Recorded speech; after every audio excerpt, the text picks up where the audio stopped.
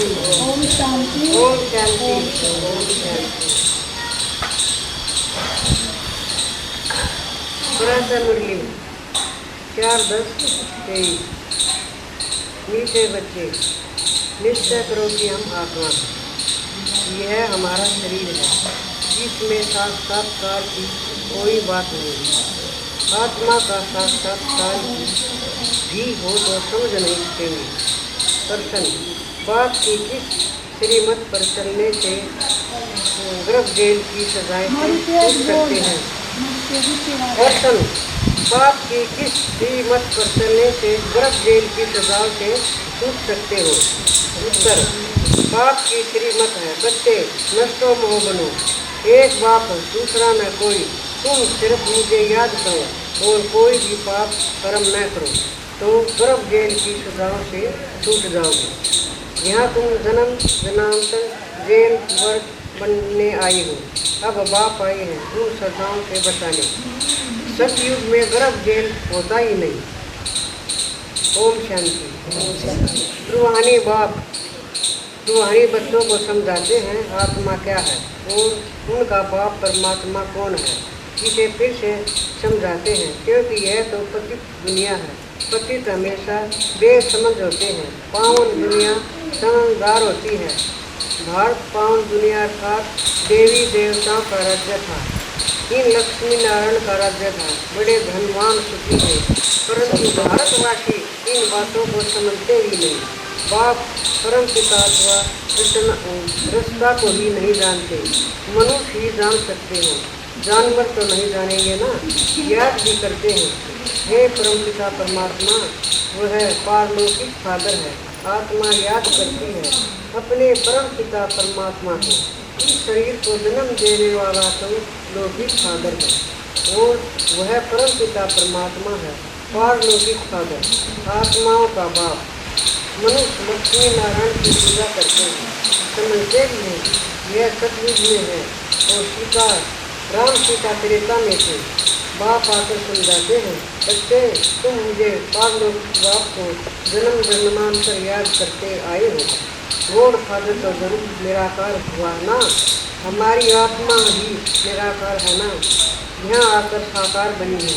यह थोड़ी सी बात भी कोई की बुद्धि में नहीं आती। वह तुम्हारा देश का बाप रचेता है। पुकारते हैं तुम मात पिता बाप की, मात पिता आपके हम बनते हैं तो हम स्वर्ग के मालिक बनते हैं और फिर आपको भूलने से नरक के मालिक बन जाते हैं। अभी वह बाप के द्वारा बैठ समझाते हैं मैं रचेता हूँ, यह मेरी रचना है जिसका रब तुमको समझना है।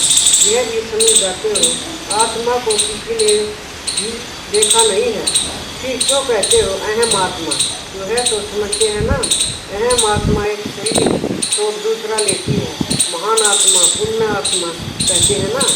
निश्चय करते हैं हम आत्मा हैं, यह हमारा शरीर है। शरीर अविनाशी है, आत्मा अविनाशी है, उस परम पिता परमात्मा की संतान है। कितनी सहज बात है, परंतु अच्छे अच्छे बुद्धिमान समझ नहीं सकते। माया ने बुद्धि को ताला लगा दिया है। तुमको अपनी आत्मा का ही साक्षात्कार नहीं होता है। आत्मा ही अनेक जन्म लेती है ना, हर जन्म में बाप बदलता जाता है। तुम अपने को आत्मा निश्चय क्यों नहीं करते हो? कहते हैं आत्मा का साक्षात्कार हो। अरे इतने जन्म कोई को बोला था क्या कि आत्मा का साक्षात्कार हो? कोई कोई को तो आत्मा का साक्षात्कार होता ही है, परंतु समझ नहीं सकते। बाप को तुम जानते नहीं। देश के बाप बगैर आत्माओं को परमात्मा का साक्षात्कार भी कोई करा नहीं सकता। कहते हैं हे भगवान तो बाप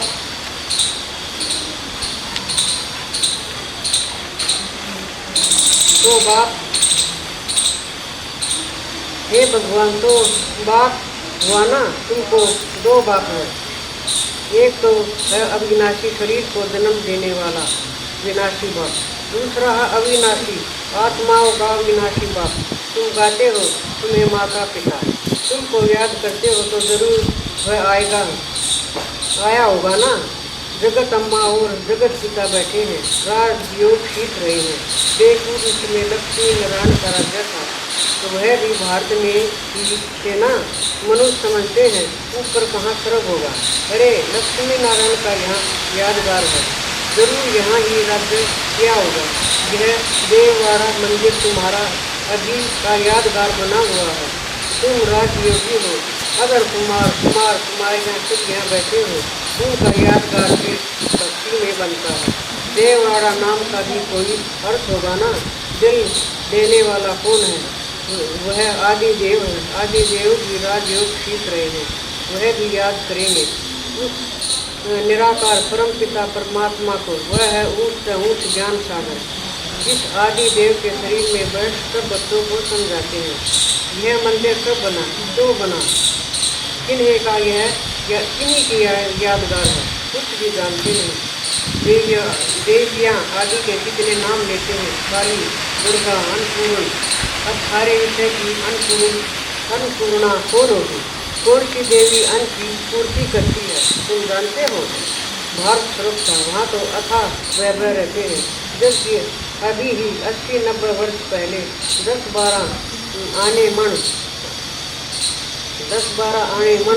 अनाज मिलता था। 10-12 आने, हाँ, अनाज मिलता था। तो उससे पहले कितनी सस्ताई होगी। सतयुग में तो अनाज आदि बहुत सस्ता अच्छा होता है, परंतु यह भी कोई समझते नहीं। बाप आकर तुम आत्मा को पढ़ाते हैं। आत्मा इन कर्मेंद्रिय से सुनती है। आत्मा को यह आंखें मिली है देखने के लिए, कान मिले हैं सुनने के लिए। बाप कहते हैं मैं निराकार तुझी इस शरीर का आधार लेता हूँ। मुझे सदैव शिव ही कहते हैं। मनुष्यों ने बहुत नाम रखे हैं, रुद्र, शिव, सोमनाथ, परंतु मेरा एक ही नाम है शिव, शिवाय नमः। भगत भगवान को याद करके आए हैं। उनको 25,000 वर्ष हुए हैं भक्ति मार्ग में। पहले अभी सारी भक्ति थी, अभी तो तुमको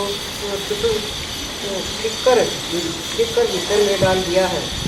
अब इस भक्ति का अंत है, सबको वापस ले जाने मैं आया हूँ। यह पुरानी दुनिया खत्म होनी है। बने हुए हैं तो कितने में सब खलास हो जाएंगे।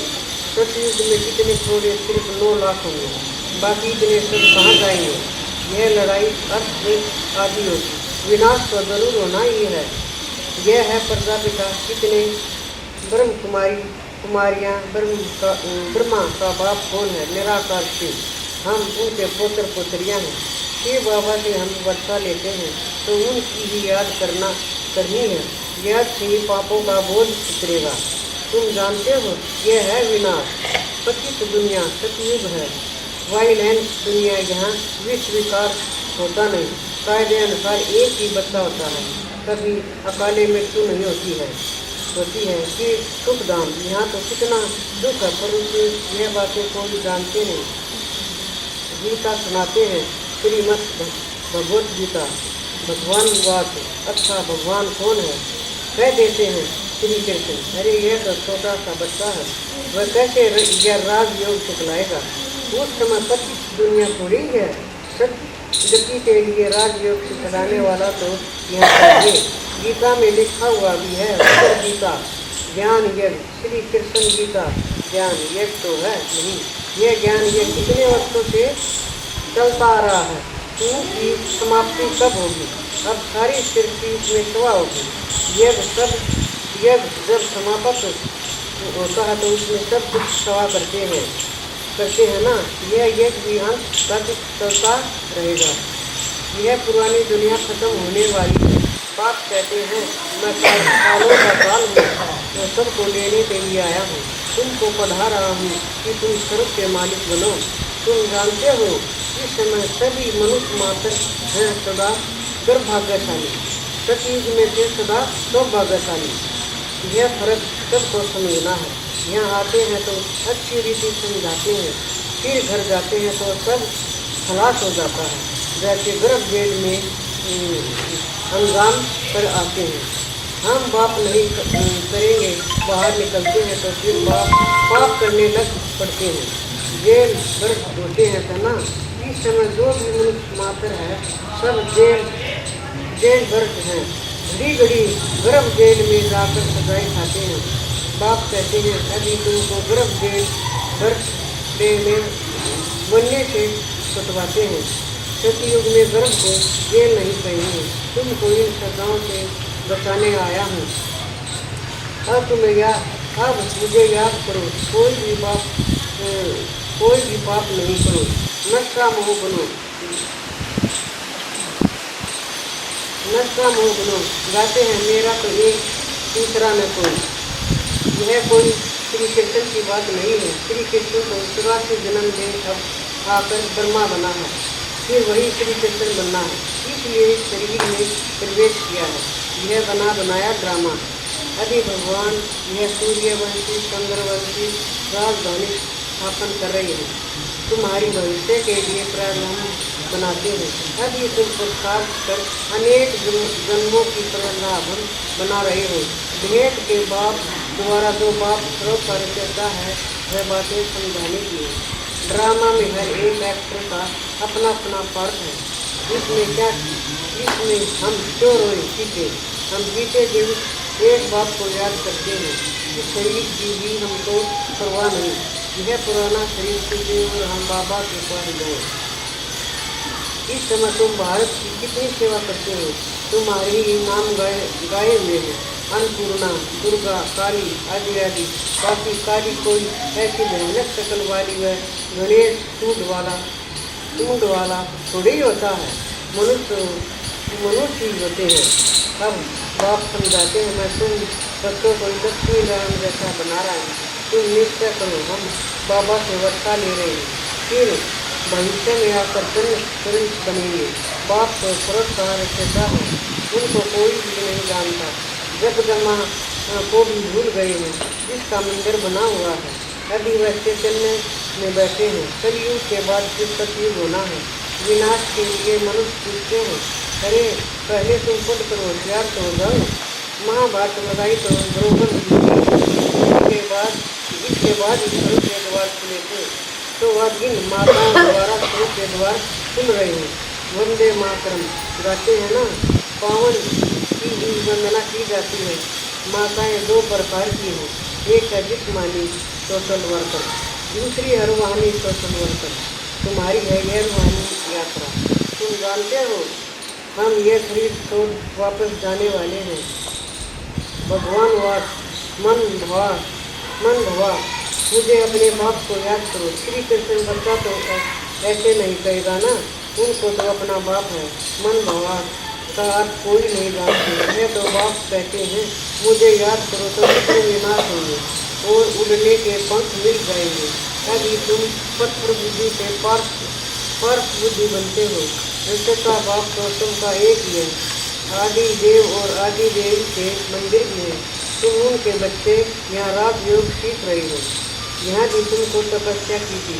तुम्हारा यादगार सामने खड़ा है। लक्ष्मी नारायण आदि को रजाई कैसे मिली, उनका यह मंदिर है। तुम तो राजऋषि राजाई प्राप्त करने व भारत का फिर से राज्य भाग्य पाने के लिए पुरुषार्थ कर रहे हो।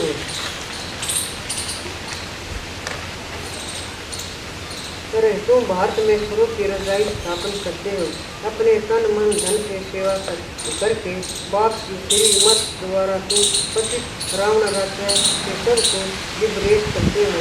बाप है लिबरेट, दुख हरता सुख करता। तुम्हारे दुख हरने के लिए पुरानी दुनिया का विनाश कराते हैं।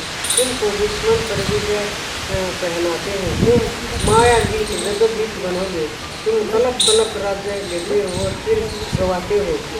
यह है रुद्र शिव का ज्ञान।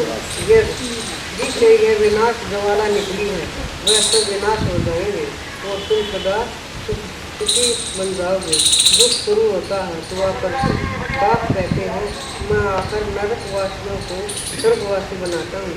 कलयुग में वैश्चर्य, सतयुग में शिवालय। तुम देव के बाप से स्वरूप के मालिक बनते हो तो खुशी का पारा चढ़ना चाहिए ना। अच्छा मीठे मीठे मेरे बच्चों, प्रति माँ पिता बाप दादा का याद रूहानी बाप की रूहानी बच्चों को नमस्ते।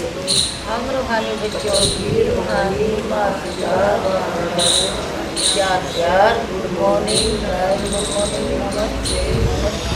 हम बाबा के बच्चे सराहे सच्चे केवल गाते पढ़ते पढ़ाते सबको सुनाते